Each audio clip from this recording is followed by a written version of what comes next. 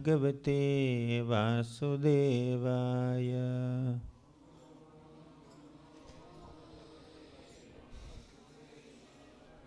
Om Namo Bhagavate Vasudevaya.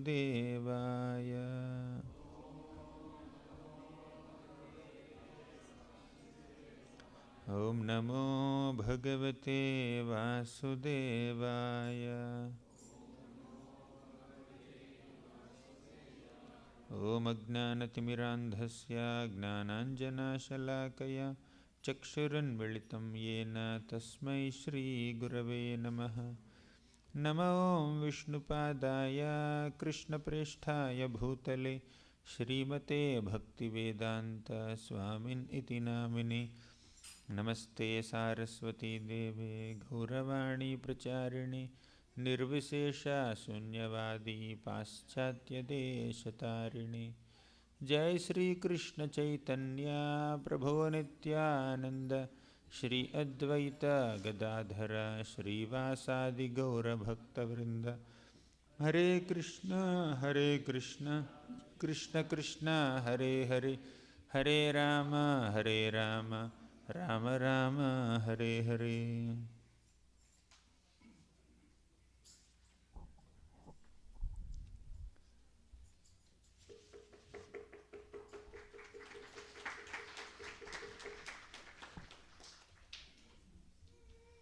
Hare Krishna. I am very happy and grateful to be amongst all of you today at this temple at Seattle, seeing the beautiful deities of Shri Shri Radha Nilamadhav, Jagannath Baladev Subhadra, Ram Lakshman Sita Devi and Janaki Devi, and Hanumanji, and Gaurnitai, and all the wonderful devotees of this nice community, and also the wonderful hospitality of Brajakarpa Prabhu and Damodar Prasad Prabhu and other devotees. Very grateful to all of you for having me with you today. I just came a couple of hours back. I'm still in a different world. Okay. But anyways, when we are with devotees, we are in the spiritual world. And to make our ambience completely spiritualized, to have the experience of being in the spiritual world, we need to have good, loving, cordial, friendly, Vaishnava relationships. Do you agree? That's the topic for today, for the next 3 days. So every day we are having about an hour or 1.5 hours discussion on this most important topic of how to cultivate, how to build friendly relationships with other devotees, and also how to tackle distresses. So in this world, inevitably there are so many distresses, difficulties, reversals, calamities, unwanted, unpleasant experiences. How to tackle them, how to deal with them. So that's one aspect of our discussion in the next 3 days. Another aspect is we inevitably have to deal with people, others. So how to build good friendships and loving relationships, especially with devotees and everyone else. Okay. So that's the subject matter. Every day we may not find one conclusion, because all conclusions will come at the end of the 3rd day. But definitely every day we'll have some take-home points, important lessons to ponder about, to meditate on, and to make a sincere attempt to apply in our personal lives. So with this, I would like to start a discussion. That's all right. You want me to speak and then open for discussion, or shall we just have an interactive session from beginning to end? What is your preference? I have come here to serve you. Whatever is your preference, I will serve you according to that. Your pattern is class and questions. Let's stick to that pattern. Yeah, we will stick to your conventional pattern. If some necessity for interaction comes, I'll just open it. Okay, good. So, all of us by default have a relationship with each other. Do you agree with me? Why? Because all of us are children of Krishna. Krishna said in Bhagavad Gita, Mama evamsho jiva loke jiva bhutah sanatanah. Mama eva amsho. All the living beings are my amshas, my parts and parcels. We are all children of God. So just like a boy and a girl, if they both take birth from the same mother, same father, naturally they have a relationship, right? Brother and sister. Because there is common father, there is a relationship. All of us on a spiritual plane have a common father. That is the Supreme Lord Krishna. Mama evamsho jiva loke. So all of us are children of God, therefore we have a natural relationship. That is relationship which is based on Krishna. So that's a spiritual relationship. That's an eternal relationship. That is not subjected to beginning or ending. That is not subjected to birth or death. The relationships within a family are centered on body, right? So there is a blood relationship. There is a bodily relationship, right? So father, mother, brother, sister, wife, husband, son, daughter. So all these relationships are family relations, blood relations, skin relation. Yes, we have to value them, no doubt about it. That could be our primary object of relationship and friendship and love and affection. Yes, we agree with that. But sometimes we see that when people take to spirituality, spiritual life, take to Krishna consciousness, start chanting Hare Krishna, start reading scriptures like Bhagavad Gita and Bhagavatam, sometimes there is a assumption or perception that, oh, he is chanting Hare Krishna, he is worshipping God, maybe he will get disconnected from all relationships. Okay, spiritual life, does it mean to give up relationships? No. Spiritual life is not meant to give up relationships. Spiritual life is meant to go deeper into relationships and expand the scope of relationships and expand the scope of relationships beyond the restrictions of one body and family or a dynasty, but to love everyone, every single living being as a child of God. Do you agree with me? So there is a beautiful sloka in the Bhagavad Gita. Krishna says, you can also repeat after me. That will make it more interactive. Vidhyavinaya sampanne brahmane gavihastini shunichaiva swapakecha panditaha samadarshinaha. Vidya Vinaya Sampanne, one who has Vidya. Vidya means knowledge, right? Education, knowledge. Vinaya Sampanne, such a person should be humble also. Now, before we enter into deeper secrets of relationships, let me give you one right now. If you are knowledgeable really, if you are elevated in spiritual knowledge, you should also have humility. Okay? So, Jnana without Vinaya cannot become Vijnana. Jnana means knowledge. With Vinaya, humility, becomes Vijnana. But the Jnana with Ahankar, arrogance, becomes Ajnana. Right? Arrogance converts knowledge into ignorance. But humility converts knowledge into realization. Okay? Vinaya plus Jnana becomes Vijnana. Ahankara plus Jnana becomes Ajnana. Does it make sense? So our knowledge, our elevated understanding of scriptures should not make us arrogant, but should make us humble. So they should not make us arrogant, and they should also not make us indifferent. A spiritualist is definitely not arrogant, but humble in his dealings with everyone. But a spiritualist also is not indifferent. He values all relationships. He values relationships not only with his biological and family members. A spiritually advanced person acknowledges and values relationships with every single living being. He exhibits, he demonstrates truthfulness, integrity, and commitment, determination, humility, tolerance, satisfaction, okay, love, care, affection. He demonstrates all these values in his relationships with everybody, not just few 4, 5, 6, 10 family members, right? So, now coming back to the shloka, Vidya Vinaya Sampanne Brahmane Gavihastini Sunichaiva Svapake Cha Panditaha Samadarshinaha.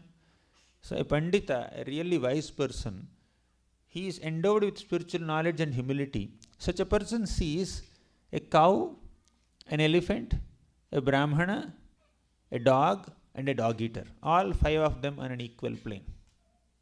How can all 5 of them be equal? They're totally different, right? Can an elephant and milk and cow be same?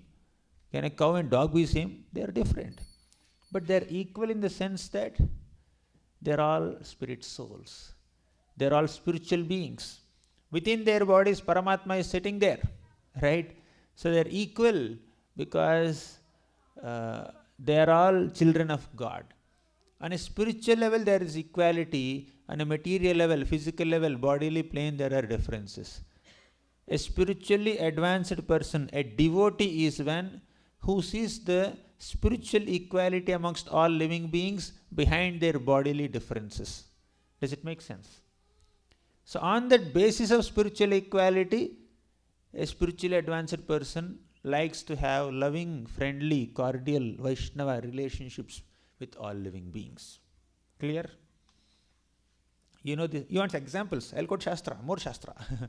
So, in Srimad Bhagavatam, we have this example of Parikshit Maharaj. How many of you know the story of Parikshit Maharaj? Okay, quite a few of you. Very good. So, Parikshit Maharaj was cursed to die within 7 days. Because of some unfortunate incident, he went to hunt in the forest. He became very thirsty. He became very fatigued. He was a bit hungry. He went to the hermitage of a sage named Shamika Rishi and asked for some water. But Shamika Rishi was in deep meditation. He could not respond.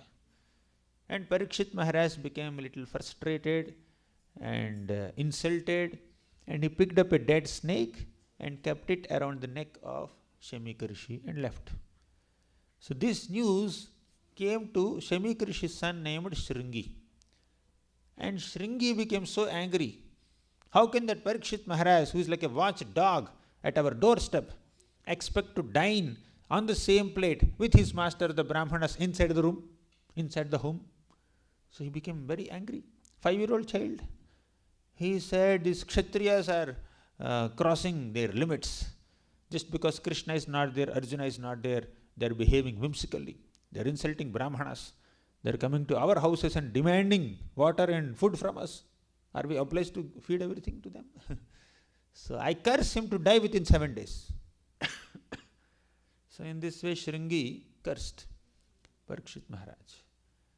So Parikshit Maharaj accepted this curse as a blessing. It's a blessing in disguise. This curse will make me indifferent to all my family attachments. I can give up my family relationships. Right? So he just gave up everything and went to the banks of Ganga and sat there. So many sages have assembled there. As if someone had sent a WhatsApp broadcast message, or someone updated their Instagram stories, or someone has released a TV channel update. Nothing has happened.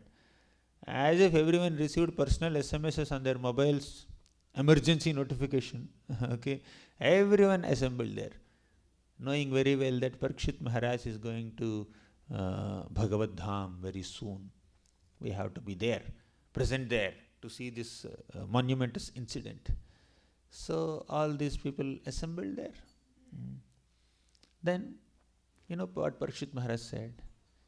Apparently, he gave up attachment to his family members and kingdom, wealth, etc., etc. Yes, it is true. He gave up his attachments, no doubt. But that does not mean he gave up his inclination to have loving relationships with anyone. There is a difference. So, attachment to name, fame, prestige, power, positions and possessions, money, wealth, that's at one level that we need to give up. Spiritual life definitely recommends that we need to give up attachment to them. But spiritual life doesn't necessarily say that we have to give up connection with them. There's a difference between connection and attachment, right? So you may be connected to 100 people, but you may not be attached to anyone. You may have so much of spiritual wealth with you, so much of material wealth with you, but you may not have attachment, right? You may be in the midst of all opulences, but you are not attached to opulences. Okay, now we are speaking more about people, right? Relationships with people, let's talk about that. So, you know what Parikshit Maharaj said?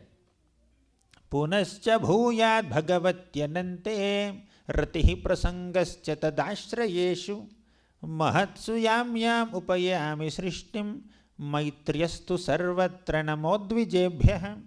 Punascha bhuyat bhagavatyanante. If at all I have to take birth again on this planet. What is this discussion suddenly coming up? He was supposed to die within 7 days. He is speaking about what happens after 7 days.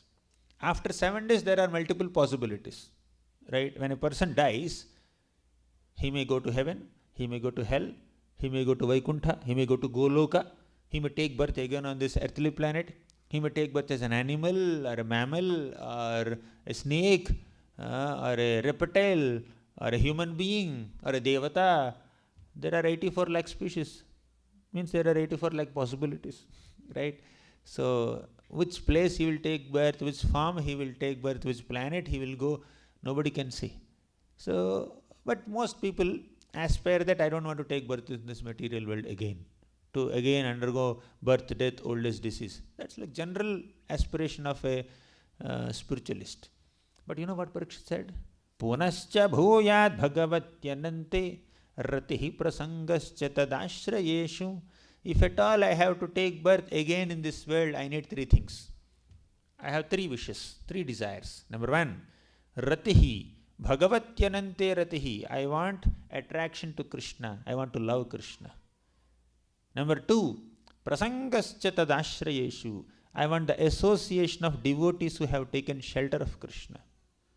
Number 3, maitriyastu sarvatra. I want loving relationships, friendly relationships with all living beings. Note this point, all living beings. Parikshit is aspiring for loving relationships with all living beings. Spiritual life does not mean we give up relationships. We go up in relationships, right? So we take relationships from a material plane to the spiritual plane. Let me not keep my relationships on a material plane. Let me keep them on a spiritual plane. So that's the crux of relationships in spiritual life. So not only he, many other people. There is another beautiful example in the 4th canto of Bhagavatam. Titikshavaha karudikaha suhrudaha sarvadehinam ajata shatravaha shantaha sadhavaha sadhubhushanaha. Titikshavaha, a devotee is very tolerant. Karunikaha, a devotee is very kind and compassionate and merciful towards everyone. Suhrudaha sarvadehinam, devotee is a genuine friend and well-wisher of every single living being. Suhrudaha sarvadehinam. Ajata shatravaha, a devotee does not consider anyone as shatru. Shatru means enemy. A devotee never considers anyone as his enemy. Some people may consider devotees as enemies, but devotee never considers anyone as enemy. Devotees are dhira, dhira, jana, priyau, priyakarau, nirmatsarau, pujitau. So, Yudhishthira Maharaj never hated Duryodhan. Did he ever hate Duryodhan? But Duryodhan always hated Yudhishthira Maharaj. You see? So, devotees are those people who don't hate even those who hate them. Okay? So, that's the nature of a devotee. Non-envious. He is Ajata Shatru. Shatru is never born. Ajata Shatru is not just the title or nickname of Yudhishthira Maharaj only. All devotees are meant to be Ajata Shatrus. Right? We are all meant to be ajata shatrus. We should not hold any enmity or grudge or envy or negativity towards anyone, even if they harm us. Okay, you may take a necessary action, but you should not hold any grudge within. The heaviest thing to hold is not 1 ton iron. It's not 1 ton gold. It is grudge. The heaviest thing to hold is grudge within the heart, negativity inside the heart, or envy towards someone in the heart. So that's very heavy thing to hold. Devotee is not like that. So, titikshavaha karunikaha suhurdaha sarvadehinam ajata shatravaha shanta. Devotee is meant to be very peaceful, calm, sober, not agitated, right? Yeah, circumstantially, a devotee may get little disappointed or agitated when Krishna's service is not being performed nicely. Not that his personal sense gratificatory desires are not fulfilled. When Krishna's service doesn't happen nicely, devotee may feel little agitated. Okay. Otherwise, on a personal note, devotee is fine with whatever comes of its own accord. So, Shantaha, Sadhavaha, Sadhu Bhushanaha. So these are the ornaments of a sadhu. So again, the main point in this one shloka is that a devotee is inclined to have loving relationships with all living beings. Okay? Till now, in the last 20 minutes, we made only one point. We have made so many points, but the essential point is, if you want a point-wise session, a devotee does not restrict his or her relationships only to biological family members. A devotee considers every single living being is a family member. He is my friend, and I want to have loving, cordial, friendly relationships with all of them, because all of them are children of Krishna. They are amshas of Krishna. So I am an amsha of Krishna, they are amshas of Krishna. Naturally, we have a spiritual relationship. So let us have more friendships and love and affection in my dealings with them. Clear? So far? Now, next point. If a devotee is supposed to have loving, friendly relationships with everybody, why the scriptures are teaching something else? Okay? Till now I quoted only those points from the scriptures that emphasize on the importance of having loving relationships with all living beings. I can quote more also. Okay, let me quote one more before I go to the next point. Krishna, he took birth in Mathura. But as soon as he appeared, he was taken by Vasudeva, his father, to Gokul. He stayed there for more than a decade. After a decade, Krishna came back to Mathura. Then he was touring Mathura city along with his friends. Then he came to the house of a florist named, anyone knows the name of the florist? Florist in Mathura city when Krishna and his friends were touring. Sudama, correct. Okay, Sudama florist. So he was making garlands, very beautiful garlands like this. Garlands of multiple colors.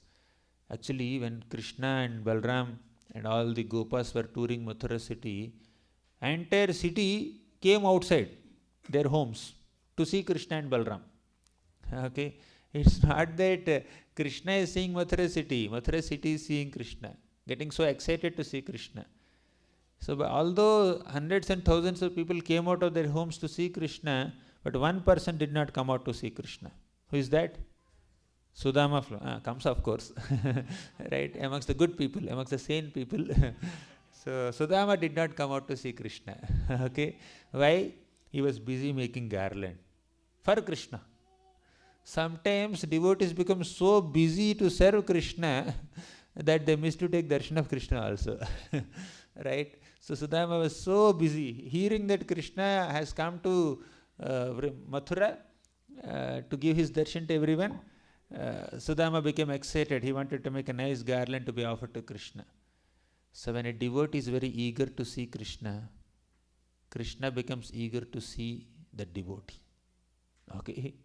When you become eager to see Krishna, this much eagerness if you show to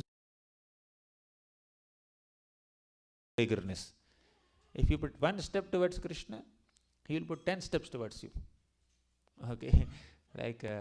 And his steps are bigger than our steps. Okay? If your step is like a rupee, his step is like $1. Right? So if our one rupee to Krishna, he'll offer $10 to you, like that. Just to make the calculations easier to understand. So, because Sudama did not come out to see Krishna, what did Krishna do? Krishna started searching for Sudama.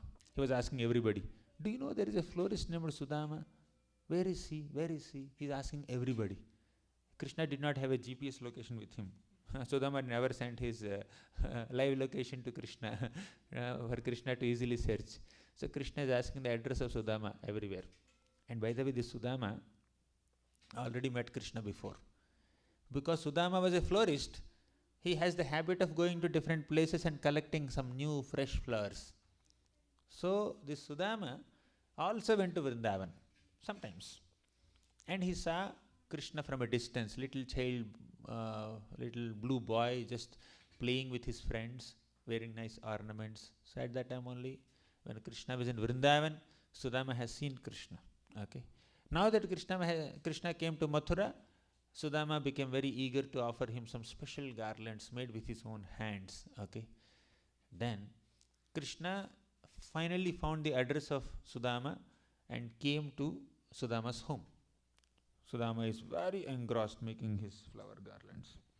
Suddenly he noticed some 2 blue lotus feet were there. Okay, there were some blue lotuses in his hands, but he found a pair of blue lotuses there in front. They are like lotus feet of Krishna. He lifted his head. He found nice yellow dhoti. Okay, and he lifted his head. He saw the beautiful, charming, smiling face of Krishna, like our Radhanil Madhav. Okay, so Sudama became overwhelmed with love and affection for Krishna. He immediately wanted to offer prostrated obeisances to Krishna, but he offered only half obeisances. Why? There was no place. Krishna was standing very close to Sudama. And Sudama did not have much place to offer full dandavats also. He offered half dandavats. Then Krishna lifted Sudama. And Sudama offered a beautiful garland to Krishna. Not only that, Sudama offered garland to Balram also. And all the other Gopas also. Our service is not meant to be received only by Krishna. Service means service to Krishna and service to Krishna's devotees also. If we serve Krishna, but if we neglect devotees of Krishna, Krishna will not be happy. Therefore, we should serve Krishna along with his devotees. Vasudaika kutumbam. Serve the head of the family and serve other family members also. So Sudama did that. Then Krishna said, my dear Sudama, I am extremely pleased with your devotion. Please ask any benediction. You know what Sudama said? Sopi vavrechalam bhaktim tasmin eva khilatmani tad bhakteshu cha sauhardam bhuteshu cha dayam param. He said, Sopi vavre achalam bhaktim. Krishna, all I need is just 3 desires, 3 boons I want. Boon number 1. Achalam bhaktim. I want undeviated, unflinching, unalloyed, pure devotion to you. Fine? I want pure bhakti unto you. Second, tad bhakteshu cha sauhardam. I want friendships with your devotees. Please allow me to have nice, cordial, friendly relationships with all your devotees. Number 3. Number 3 is Bhuteshu cha dayam param. I also should have compassion towards all living beings. So I am definitely eager to have friendship with your devotees, but I am also eager to have some compassionate feelings towards all the living beings. He is not ignoring other living beings. Okay. So now Sudama's prayer to Krishna reveals little deeper insight, even compared to Parikshit's prayer. Parikshit's prayer has his own glory. You remember what are the 3 desires of Parikshit Maharaj, if at all he has to take birth again? Can anyone say? What are the 3 desires of Parikshit Maharaj? Attraction to Krishna, correct? Association of devotees. Friendship with all living beings. What are the 3 desires of Sudama? Unalloyed devotion to Krishna, friendship with devotees, compassion for common living beings. Perfect, very good. So there is an overlap between these three. So Parikshit said, I want friendly relationships with all living beings. Maitriyastu sarvatra namo dvijebhya. And Sudama said, Tad bhakteshu sauhardam. I want relationships with your devotees and I want compassion towards all living beings. So there is a slight variation here. Okay, let's go deep into it. A devotee is naturally inclined to have loving, cordial relationships with all living beings. However, for all practical purposes, he only keeps very intimate, close, loving relationships with devotees, and towards common people, he shows compassion because they are not yet ready to have a friendly relationship with you. Friends generally should indicates there should be some kind of equality. Okay, so there should be some similar aspirations. There should be some similarity either in aspirations or age or experience or qualities or whatever. There should be some similarity, right? So then friendship can be established. Okay, so but these people in general may not have great devotion to Krishna. If you intimately get connected to such devotees, you may not be sufficiently inspired to serve Krishna, right? Therefore, for all practical purposes, a devotee wants to have close relationships with devotees that inspires him,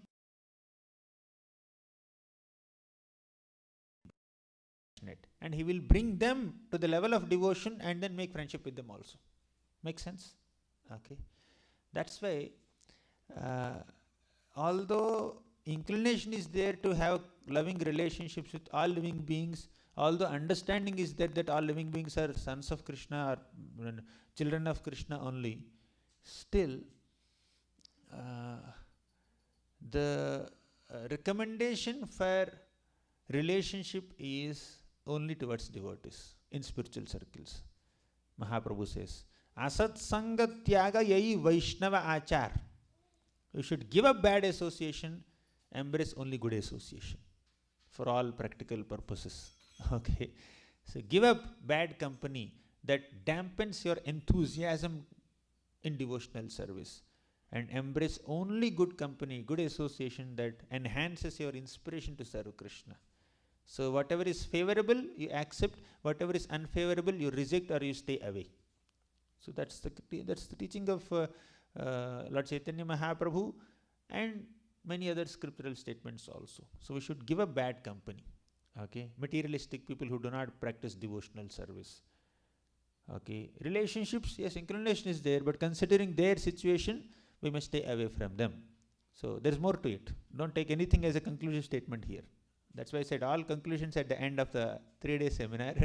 Today you will get some intermediate conclusions. So I am just building the point gradually. So when you say materialistic people, there are 2 types. 11th canto says. One, na bhajanti. Second, avajananti. Na bhajanti means this category of people, they don't worship Krishna. They are not devotees of the Lord. Why? Because they are ignorant. They are innocent. They don't know that they have to worship the Lord, right? Out of innocence or ignorance, lack of information, lack of knowledge, lack of teachers who can educate them, these people are not worshipping God. These people are not worshipping Krishna. So you need to show compassion towards such innocent people and teach them this is what Krishna is. This is how you should worship Krishna. Then they will also worship Krishna, right? So don't neglect the innocent. Ignorant people must be educated. A small child is there. He may not be having so much developed intelligence, but the parents don't neglect the child, right? Parents give the necessary attention to the child till the child becomes mature. Then the child is mature, then the child will get some freedom, right? So similarly, everybody is a child of God. Some children are more mature in devotional service in bhakti, but some people are not sufficiently mature. So these mature devotees will train these ignorant people and also bring them to devotional plane. That's the idea of prachar. Clear? That's one category of materialistic people. They are ignorant, they need to be educated. Show compassion on them. The other category of materialistic people, other category of people who don't worship Krishna are not ignorant, they are arrogant. Ignorant category and arrogant category. So if they are arrogant in nature, then better stay away from them. Okay? So if the possibility of you transforming them into devotees is less, and if the possibility of you getting transformed by their association is more, better keep safe distance away. Okay? It's like somebody has some coronavirus. Okay? So they need to be quarantined. They need to be kept in isolation, seclusion. Okay? If we go and embrace them, then we may also get it. Right? We understand every living being is a child of God. Okay? A human being is a child of God. A tiger is a child of God. Cow is a child of God. Calf is a child of God. You can go and embrace a calf. Will you hug a tiger? That will be the last hug of your life, right? If we hug a tiger or a lion. So we understand lion and tiger are also children of God. But we should have some discrimination, right? Whom to hug and whom not to hug. Whom to play with and whom not to play with. Okay, so there should be some discrimination. If you are not careful enough while serving a cow, yes, cows are meant to be served. Okay, if you are not careful enough, if you play around with the cow, cow has his horns. Cow may do something like this, right? You need to be a little careful. Okay, and little calf, okay, fine. Even if you are not that careful, even if the calf stamps on you, you may not get hurt so much because it's very little calf. It's very soft. Okay, so you need to have discrimination in dealings, not the negative kind of discrimination where you don't acknowledge everyone's spiritual connection with the Lord, but a positive and practical kind of discrimination where you understand what is good and what is bad, what is right and what is wrong, what is auspicious and what is inauspicious, what is beneficial and what is harmful. Same kind of discrimination we need to apply in relationships. So when somebody has very toxic thinking, somebody is not very polite in speech, somebody has very malicious intentions, if we make very close relationships with such people, we also can get affected by their negative thought patterns, right? So for all practical purposes, scriptures teaches asat sangatyagayai Vaishnava achar. So Vaishnava's achar is to give up bad relationships, right? Is it clear? Now we discussed that a devotee is naturally inclined towards having relationships, friendly relationships with all living beings, knowing that they are all children of God. But for all practical purposes, a devotee discriminates between people in three categories. If they are devotees, he aspires for their friendship. If they are ignorant people, he shows compassion on them. If they are too materialistic and envious people, he stays away from them, maintains respectful distance. That's why a Madhyama Adhikari, you have heard this name, Madhyama Adhikari. So he has 4 types of dealings. Prema, Maitri, Kripa, Upeksha. Prema, love the Lord, love Krishna. Maitri, make friendship with devotees. Kripa, be compassionate to innocent people.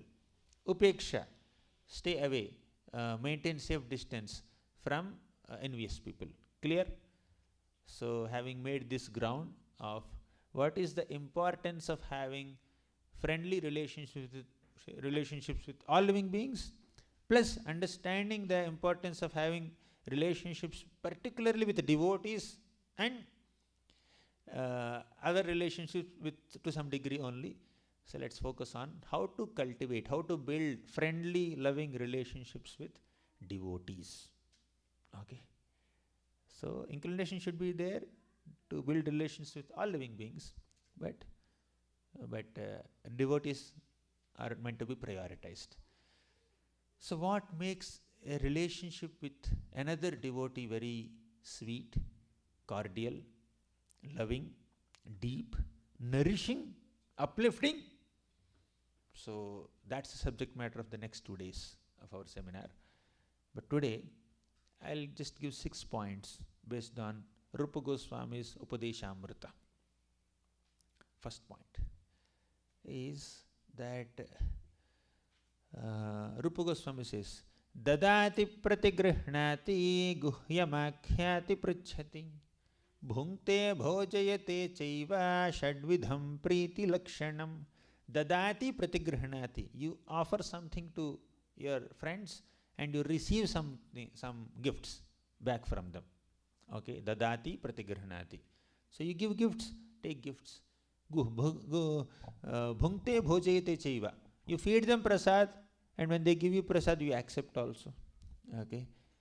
Then guhyamakhyati pritchati. You share your hearts in confidence and let them also share their hearts in confidence. So this will enhance our relationships. 6 points.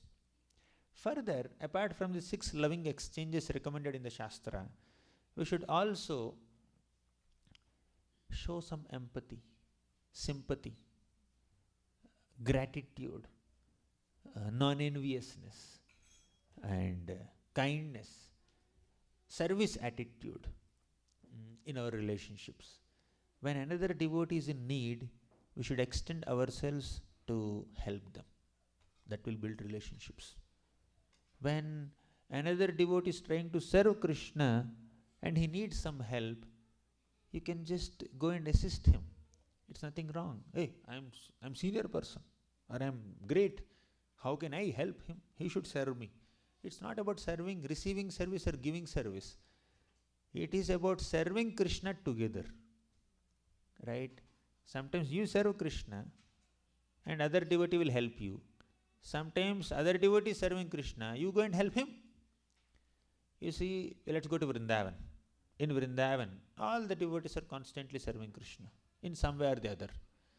So some devotees help other devotees to serve Krishna. Sometimes. Okay, let me tell you. When Krishna appeared on this planet, Nanda Maharaj celebrated the appearance of Krishna. What was the name of that festival? Nandotsav. So during Nandotsav, Nanda Maharaj took lead. The name itself is Nandotsav. The Utsava, the celebration conducted by Nanda Maharaj, the father of Krishna. So he was giving unlimited charity of cows. I think some figure is around 9 million cows or 2 million cows he has given in charity. So he is giving millions of cows in charity. He was also giving gold and silver and cows and big mountains of grains and butter, etc. in charity to Brahmanas and other people, other guests. So he was doing great celebration. What did Yashoda Mata do? She was behind assisting Nanda Maharaj. Nanda Maharaj, you are leading the festival and I stay as your assistant helping you. That is the role she played in Nandotsav. After 3 months, Krishna, baby Krishna, okay, infant babies, they don't have the ability to turn on their back on their own. So whenever a child just tries to turn on his back on his own, so that stage of child's growth is celebrated by mothers as Utthana ceremony. So when Krishna was 3 months old baby, first time he turned on his back on his own. Then Mother Yashoda wanted to celebrate this stage of Krishna's growth as Utthana ceremony. Right? So then Yashoda Mata took lead. She was doing Abhishek of Krishna. And Nanda Maharaj became an assistant of Yashoda Mata. Right? So sometimes wife becomes leader of a ceremony and husband becomes an assistant to the wife. Sometimes husband leads a ceremony and wives become assistant. Right? So in this way, within a family also, different people have different roles and responsibilities according to those roles, and when they are fulfilling the roles, other people will come and assist them. Right?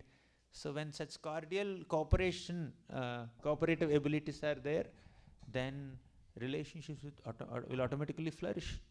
So for flourishing relationships, for nourishing relationships, we need to have the spirit of cooperation.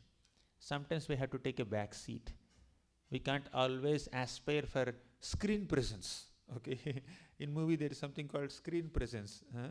So I should be the prominently visible person in every scene. It doesn't work like that. It should not work like that also, right?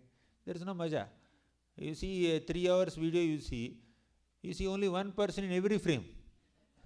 It's so boring, right? It may not be also, but point is, like there should be some ability to just take a back seat also. Krishna himself, he has killed so many people. Krishna killed Putana, Trinavarta, Shakatasur, Bakasur, Vatsasur, Vyomasur, Arishtasur, Keshi. Then he also subdued Kaliya. He also chastised Indra and gave a lesson to Brahma. Despite doing so much, Krishna took a back seat. Arjuna, you be the warrior, I'll be your driver. Okay, he made Arjuna the hero of battlefield of Kurukshetra. He made Bhima the hero of battlefield of Kurukshetra.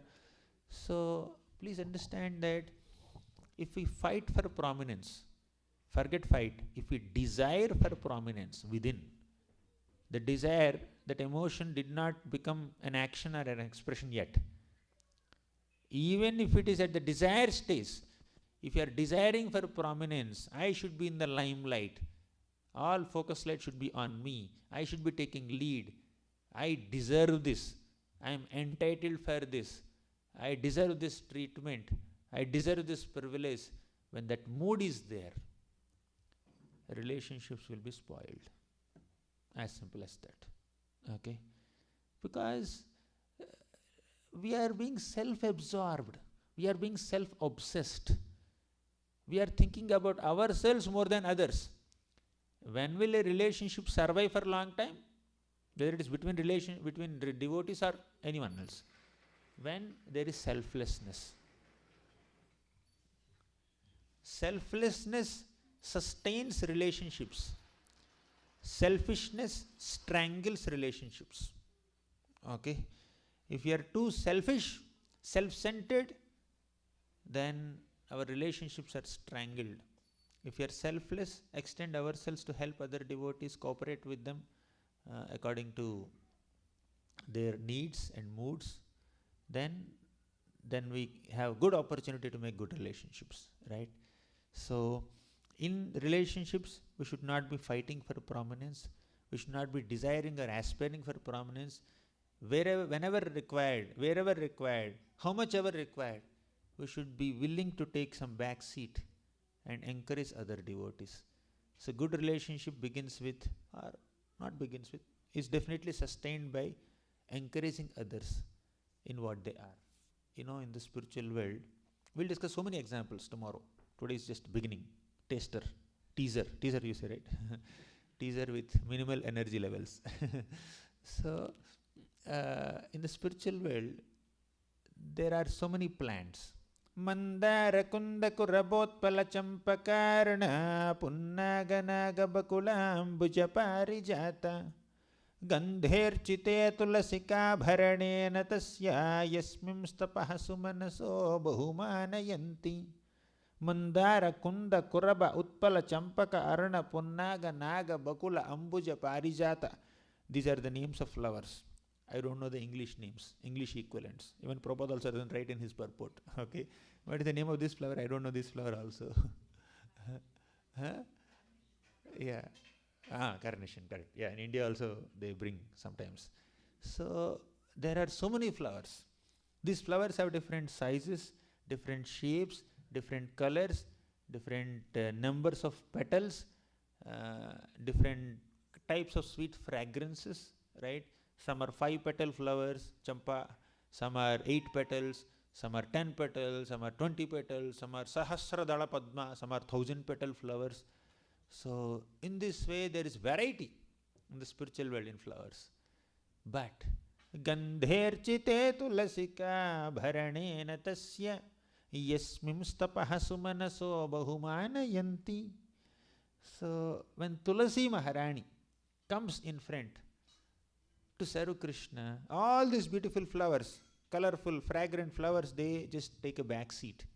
Okay, and encourage Tulsi Maharani, you go. So Tulsi Maharani only one flower, one color, green color, one little green leaf, and even the manjari, even the flower, tulsi flower also is not very colorful as such, right? Compare tulsi and lotus, okay? So, but apparently, although apparently there is a difference in the size and shape and color and sweetness and fragrance, etc., etc., all the beautiful flowers, qualified flowers, celebrated flowers, they take a back seat and encourage Tulsi Maharani to go forward and serve Krishna. This is spiritual world. To encourage another devotee, not to discourage them. To support another devotee, not to envy them. To celebrate the success of another devotee, not to cry and lament when they become successful. Right? Not to envy anyone. Not to have any sense of inferiority complex. Okay, this inferiority complex is there when another devotee is flourishing better than us, and a sense of superiority complex is there when we are doing better than others. This inferiority complex and superiority complex will make our life completely complex. Right? They will kill our peace. So instead of envying another devotee for his or her superior qualities, let us try to accept them as they are and appreciate them for what they are. I'll elaborate this with more examples tomorrow. I spoke for about 55 minutes. Shall we open for questions now? So we spoke quite a few points. It's good food for thought. Let's have some questions. Tomorrow I'll continue more. Tomorrow the temperature will be double. What works in relationships? Today is an intro.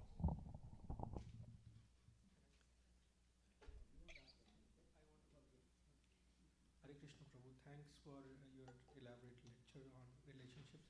Prabhu, I have a question. You told Madhyama Adhikari is a devotee who worships the Supreme Lord as a highest object of love, make friends with the Lord's devotees, is merciful and avoids those who are envious. Envy is such a thing which is everywhere.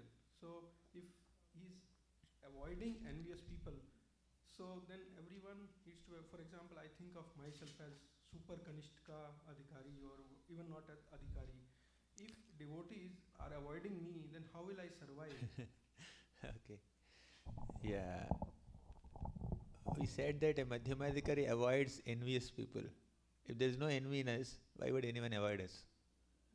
That's like one aspect of the story. Despite being non-envious also, sometimes we could be avoided. Maybe we may not have sufficient skills to render certain services, or we may not be sufficiently resourceful or talented, etc. That may be a reason why they are interacting with other devotees for services and not so much with us. That should not be seen as neglect, but in a big community of devotees, there will also be some devotees at least who can interact with us on a regular basis. Basically, although a devotee, a sincere devotee, is willing to have friendly, loving, cordial relationships with everybody, but it is not very practical to give equal amount of time, quality time to everybody. Okay, so that's a practical consideration, practical difficulty when we are practicing devotional service in this material world. Just wait for a while, go to the spiritual world. Krishna will give the ability to you to expand yourself into 50 forms or 100 forms. You can spend time with 100 devotees parallelly, simultaneously. That's what Krishna does also. Right? So, although the intention to be friendly with all living beings, at least all devotees, is there, the ability to do so is limited because of being in this material world. Does it make sense? Does it sound practical? Is that what you are asking? Does it make sense? Prabhu, then who is a devotee? Because I have read that even if anyone has said Krishna's word and only one time, he is a devotee. So friendly with devotees, and so these both look contradictory. Krishna one time, I am a devotee. Okay. And then I am envious also. On one side, friendly with devotee and envious. So these don't match. Okay, fine. So first let me address the first point. Who is a devotee? This question is asked by Kulinagram devotees when they came to attend Rath Yatra. Whom did they ask? Lord Chaitanya Mahaprabhu. Mahaprabhu one time he said that anyone who chants Harinam even once is a devotee. Then after 1 year they again asked the same question. Then Mahaprabhu said, whoever is making others chant Harinam, whoever is constantly chanting Harinam is a devotee. First is, if you chant even once, you are a devotee. Second is, if you chant constantly, then you are a devotee. Third is, Mahaprabhu said, by seeing you, if others chant holy names, then you are a devotee. Right? So all are devotees only, but there are three gradations. Right? So 3 levels of advancement. Right? So that is like one point regarding your definition of being a devotee. There are like less advanced, medium, moderately advanced, more advanced devotees. Coming to the other part of envy. When we are struggling sadhakas, we are not Mahabhagavata devotees. We are not yet pure devotees, Suddha Bhaktas, Uttama Bhaktas, Akinchana Bhaktas, Avyabhicharini Bhaktas. When we are not at that level, there will be some envy, some pride, some lust, some greed, some anger. So these anarthas are still there in the heart of a practicing devotee also sometimes. But the aspiration is pure. The intention is pure. The integrity is great. So what makes a person a devotee is definitely chanting the holy names. Okay. But another thing is, at heart he is aspiring to purify himself. Although there are so many impurities, he is aspiring. Just like somebody is not clean yet. He is working so hard outside and he is dirty. He is not clean yet, but he is under the shower. In 5 minutes or 10 minutes, his body will become clean. Okay. So a sadhaka bhakta is someone who is under the shower. He is getting purified. So if you are not pure yet, you are still aspiring to be pure, there are some impurities, right? There may be some traces of envy.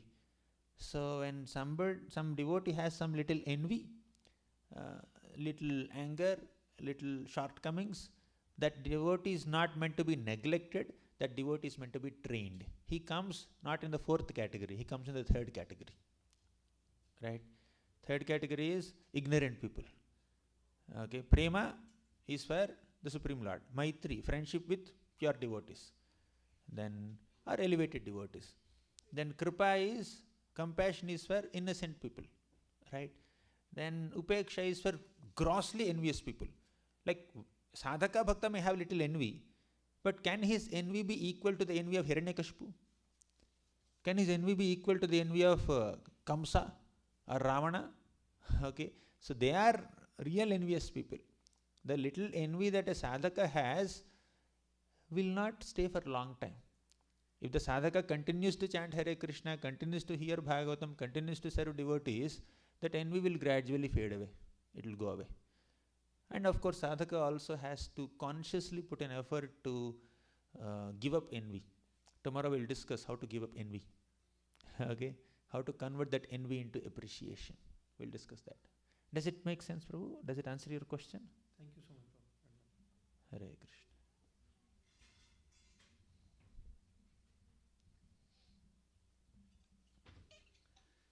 Hare Krishna, Prabhuji.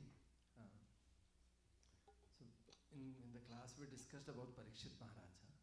So how when he get cursed and when he get the curse to die in 7 days, and how easily he accepted and surrendered himself to the Lord.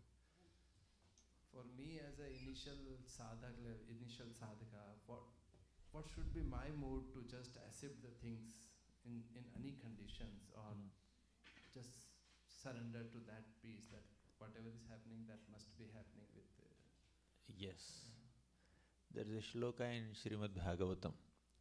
Tatenu kampam susamikshamaɗo bhunjana evatmakritam vipakam Hridvagva vidadhan namaste jivetayo muktipade sadaya bhak. When a devotee faces some reversals, calamities, difficulties, distresses in life, bitter experiences in life, a devotee understands that nothing happens without the sanction of the Lord. Not a blade of grass moves without the sanction of the Lord. This difficulty came in my life by the sanction of the Lord. But why did He sanction this difficulty in my life? That's the next question. Okay, we agree, everything is arranged by the Lord. Fine. But why did the Lord arrange this unpleasant circumstance in my life? The answer to that question is, I deserve it. Because of my own past misdeeds. Krishna is supremely independent, and as His children, as His amshas, we are minutely independent. There is little independence within us also. If we use it properly, we will advance. If we misuse it, we will encounter suffering. Because of my misusing of my minute independence, I have to face some difficulty now, and Krishna has arranged for it. By undergoing this difficulty, I will be purified. A criminal does some criminal activity and the judge punishes him, and by undergoing that punishment, his heart will be purified of that sinful propensity and he will not commit the same criminal activity again. So in that spirit, we need to accept the reversals in life. So when we accept it gratefully, that Krishna, thank you so much for arranging this difficulty for my purification. Let me be purified of my sinful propensities and sinful reactions by this, so that I can purely engage in your service. Actually, I deserve more and a worse punishment, but out of your mercy, you have minimized it. Thank you so much. Okay, let me undergo this. Let me not blame you. Prabhupada writes in a purport, in the first canto, 17th chapter purport, when there is pleasure, people will naturally think that it is God sent. When there is pain, they doubt, how can Krishna be so cruel? How can Krishna be so unkind towards me that he is arranging such great difficulties in the life of a great devotee like me? So people may consciously or unconsciously, openly or secretly think like this. Okay, but a mature devotee is one who understands that reversals are caused by my own past misdeeds, and even if the reversal is coming in my life because of so and so person, that person is not the cause of the difficulty. The difficulty is coming through that person, not from that person. Okay, sometimes a postman, a courier person brings you a nice cover and gives it to you. That courier is carrying a great news that your friend has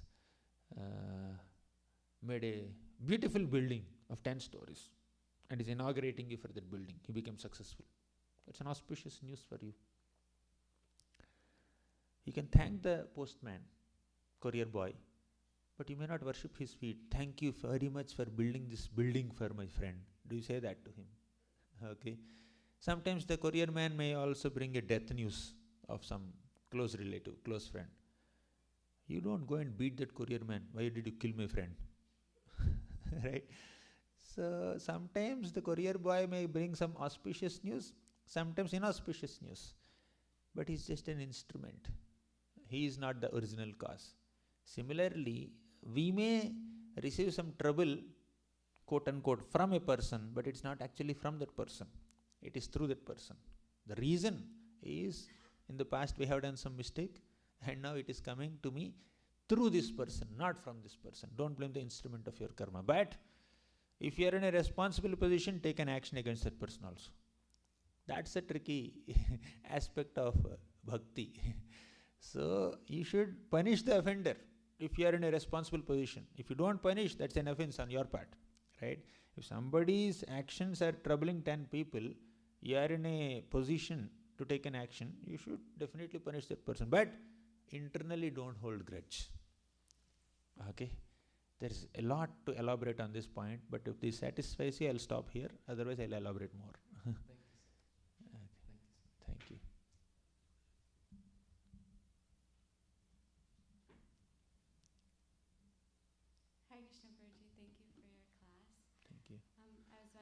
mentioned that it's not practical to have loving relationships with everyone, and so we should have cordial, like loving relationships with devotees.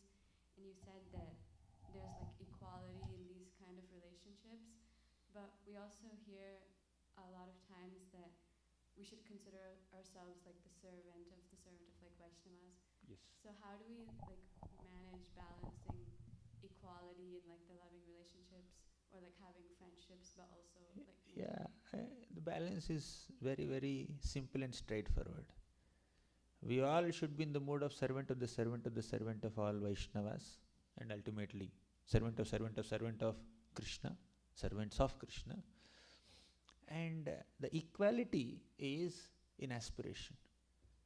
You are aspiring to be servant of Krishna. Your friend is also aspiring to be servant of Krishna, servant of Krishna. So that's the equality. So you both are equal in your aspirations to be dasanudasa, but and you want to be your friend's servant, and your friend wants to be your servant. That makes you both equal. You both are devotees of Krishna. You both are chanting Hare Krishna. You are all aspiring for Krishna Prema. You are reading the same book, Bhagavatam. You are reading the same prasadam, Krishna prasadam.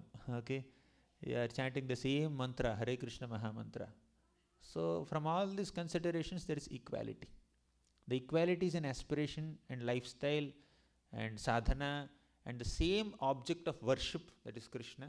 So that makes that makes things equal. All Vrajavasis are equal in the sense that they all love Krishna as the prime object of their life. But there are differences amongst Vrajavasis also, because different Vrajavasis love Krishna in different flavors. Yashoda Mata loves him as a son. Radharani loves him as a lover. Sridhama loves him as a friend. So there is a difference in their moods, but ultimately speaking, all of them are lovers of Krishna. All of them love Krishna. Does it make sense? Thank you. How many questions should we take, Prabhu, please? It's 9 o'clock and still I can see the sunlight outside. It's misleading.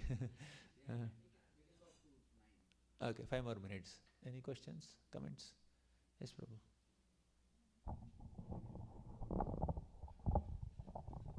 Hare Krishna, Prabhu.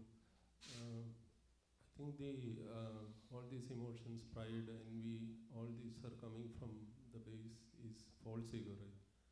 Yes. False ego. So in Bhagavatam itself it is mentioned that while the creation happened, Mahatattva, then the false ego, then intelligence. So mind is considered as the product of false ego and goodness. Intelligence is a product of false ego and passion. So how can we understand this? And what is the purpose of false ego? Why it is possible? Yes.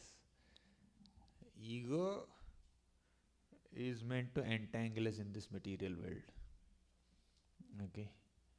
We are in this material world just because we have ego, or we are being squeezed by ego, controlled by ego. Now, as you said, ego has multiple products. Ego is predominantly in ignorance only. Under that umbrella of ego in ignorance, there are again 3 flavors: Sattva-guna ego, Rajoguna ego, Tamoguna ego. As you said, from Sattva-guna ego, Sattva-guna ahankar, Sattvika ahankar, mind takes birth. Rajasic ahankar, intelligence takes birth. And from Tamasic ahankar, all this earth, water, fire, air, ether, sense objects, all of them take birth. Okay. So now what is the correlation between these 3 things? Ego, intelligence and mind. Basically, mind is innocent, as you said, because it is born out of goodness. Mind is innocent. Its nature is to be obedient, submissive. To whom? To false ego. Okay. So mind's nature is to be obedient and submissive to the false ego. The main culprit in our chanting or in our devotional service is false ego, and mind is just a servant of that false ego. And intelligence also tries to maintain that false ego by planning and scheming. What is the nature of mind? Mind is a storehouse of unlimited thoughts, desires, feelings, emotions. And intelligence is that aspect in our personality that does the analysis. Mind doesn't do analysis. For example, mind has a desire.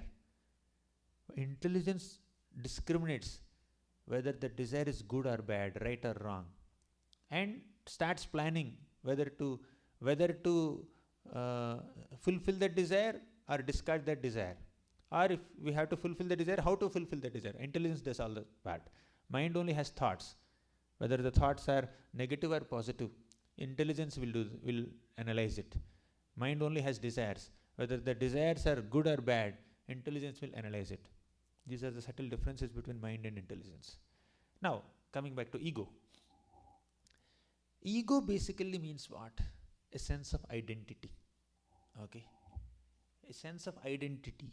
And we all have two types of identities. Not two identities, two types of identities, two categories of identities. One is a permanent, eternal, spiritual identity as a servant of the servant of the servant of the master of gopis. Gopi bhartuh pata kamalayor dasa dasa dasa anudasaha. Jivera swarupa harekrishna nitya das. This is our permanent identity. Okay? Eternal identity. That is our true ego. Okay? Ego in itself need not be a negative word. It is oftentimes seen in that connotation, but true ego is we are a servant of Krishna. But false ego is I am a brahmachari, I am a grahastha, I am an American, I am an Indian, I am a male, I am a female, I am brahmana, I am a kshatriya, I am a cat, I am dog, I am a student, I am a teacher, I am a doctor, I am a patient, I am a carpenter, I am a plumber, or I am a businessman, I am a doctor, so I am an engineer, I am an accountant, I am owner of this car. So that is false ego. Ego basically means to identify with something, a sense of identity. If we identify ourselves with something temporary, then that is false ego. If we identify ourselves with something eternal, permanent, that is true ego. So when you identify yourself with a temporary position or possession or designation, mind's thinking, feeling, willing, emotions are all in alignment with that ego. Getting right? If I think that I am a king, my false ego, I am a king. So mind's emotions, thinking, feeling, willing, thoughts, desires, all of them are to maintain that position, status quo as a king only.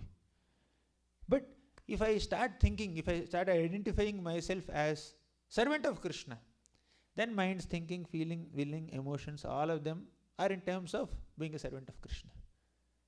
Mind is just submissive to the ego. So let's convert that false ego into true ego by submitting ourselves to a person whose intelligence is above our ego, right? Who is actually identifying himself as a servant of Krishna. You go and surrender to that person, and we will also start identifying ourselves as servants of Krishna. Then mind's desires and thoughts and other activities of the mind are naturally in alignment with that identity. Does it answer your question, Prabhu? Yes, Prabhu. But in the creation there is no true ego. Right? True ego is eternal. In the creation, why it has to be created? There is no creation and there is no destruction for it. Our eternal identity, servant of Krishna, nobody can challenge that identity. All other false identities have to be created and destroyed. But the real identity is eternal. Okay. Here one devotee raised his hand. Prabhu, it's 9 o'clock already. Here you have a question? Here some boys were there. You raised a question. Yeah. I saw him first. Hare Krishna Prabhuji, thank you for your class. I just had like a question on like how to handle like people who like are like envious of Krishna or like who like don't like Krishna when you like talk about like God.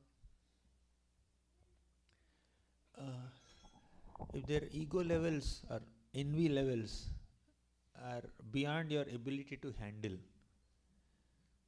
better stay away from them and deal with those people who are more favorable.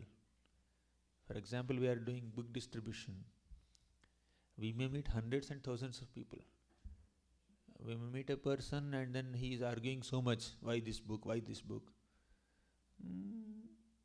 One option is, you spend 1 hour or 2 hours convincing that person to take this book of $2, or you spend that 2 hours to show the books to 1,000 other people or at least 100 other people, and amongst them 50 people may take. You have two options, right? So that's why when somebody is trying to expand Krishna consciousness, the immediate and bona fide default options for him amongst the crowd is those who are innocent and ignorant, not those who are arrogant. Very rarely arrogant people also could get transformed. You can definitely pray for them, you can give them prasad, you can do all that, but sometimes philosophically convincing them could become very tedious. They may not accept. Better utilize that energy in convincing some people who are little simpler. Right? If you have bandwidth, you can go ahead with the other arrogant people also, envious people also, as you said. But considering that possibility is less and your time is less, you better utilize the time to invest somewhere else where more people can become devotees. Make sense? That's more practical. Prabhupada said this. Yes, Prabhu. Thank you. Thank you.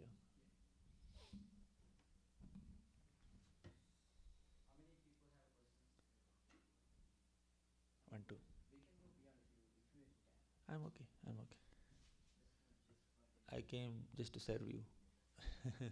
Thank you, Prabhuji. Amazing class. I heard earlier somewhere that each layer of this material creation, right, from gross to the subtle, is 10 times thicker. 10 layers thicker and so on. So can you elaborate, like, in what way is that realized or like experienced? It's not that easy to realize and also understand how to get out of it. That's sufficient. Okay. So this thick layer of ego, this much thick layer of intelligence. In a sense, like, how is that? Why is that significant? Like, is it just because that it is harder to break false ego? Is that the way to understand that? Yes, definitely. See, there may be 100 different technical explanations for it, which are valid, and it may be very interesting to explore them. Okay, but I know something simpler. Okay, my small intelligence can understand something simpler, which is, it is difficult even for Krishna also to convince a conditioned soul to accept that he is a servant of Krishna. A conditioned soul, an average conditioned soul, is thinking that I am the controller, I am the master, I am the proprietor, I am the enjoyer, I am the doer, I am this, I am that, I am Ishvara. This is called Ishamani syndrome in Bhagavatam's language. Ishvara bhava is there. Okay. So to convince that conditioned soul that, my dear sir, you are not the master, I am the master. You are not the controller, Krishna is the controller. You are not the proprietor, Krishna is the proprietor. He is bhoktaram ignadopasam. So it's little difficult even for Krishna to do so. Nothing is difficult for Krishna, technically speaking, but it is difficult for Krishna in the sense that Krishna does not interfere with the minute independence that he has given to all of us. Krishna is supremely independent, we are minutely independent, and Krishna will not interfere with that independence. Therefore, just so that he doesn't want to interfere with our independence, he wants to retain our free will, whatever little swatantrata that he has given us. He has given full autonomy. How you want to use it, you use it. I will tell you what is right, what is wrong. I will also tell you, if you go in this direction, you will get this. If you go in this direction, you will get this. So he will create all the systems, karma, okay? But he will not interfere with your free will, with your ability to make choice. So, in reciprocation with the conditioned nature or independent mentality of a conditioned soul, the Lord repeatedly creates this material world that has this complex structure. Okay, so many layers, 7 layers or 10 layers, whatever, inside 14 planetary systems.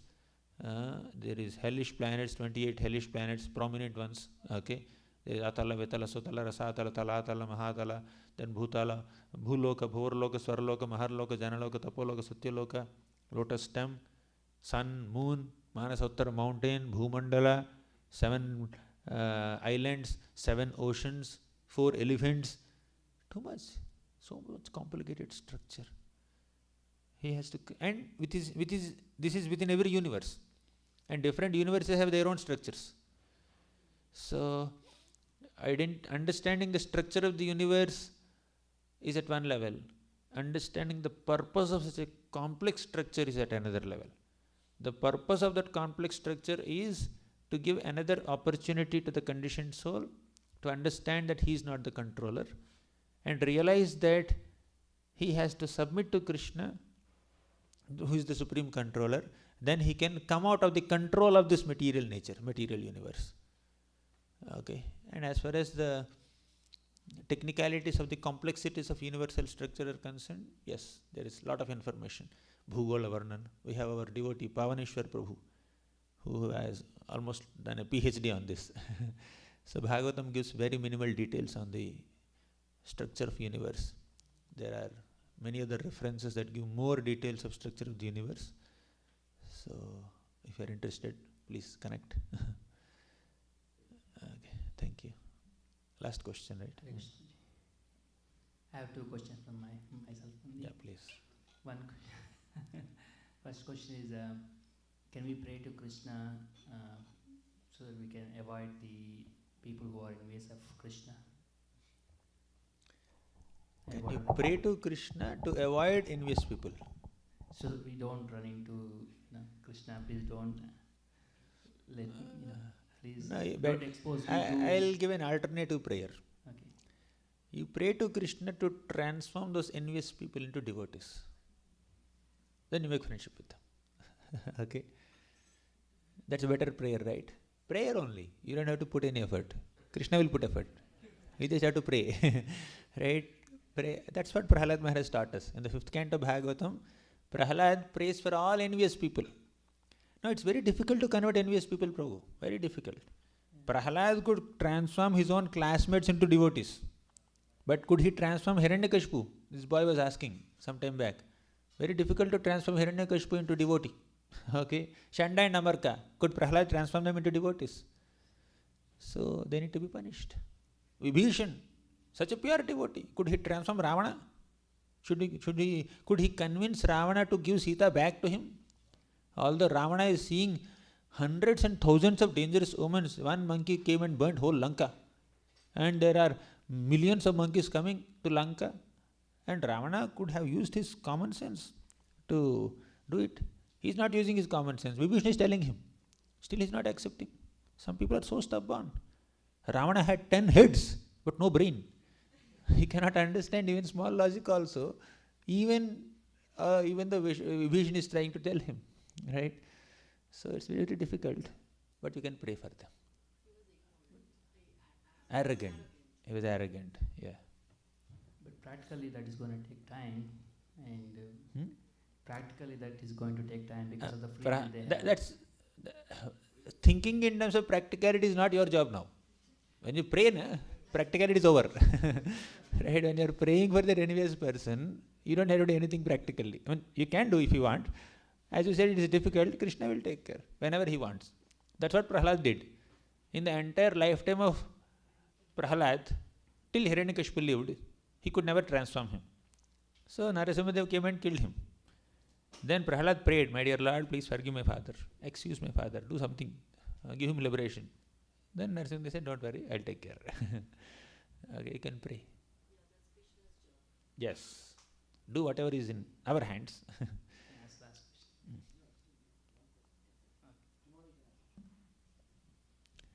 Okay, we'll conclude. Yeah. Thank you, Prabhu. And tomorrow again, same 7:30. And also the question is about, the topic is about relationship among devotees. So please make your questions relevant to that. Not going to too deep into false ego, intelligence and all these philosophies, but keep it practical. How we actually, depending on your own situations, and how we actually benefit from them. That way it will be more interesting for all of us. Okay. With that, let's say loud Hari Bol to His Grace Gauranga Darshan Prabhu. Hari Bol! Hari Bol! Hari Bol!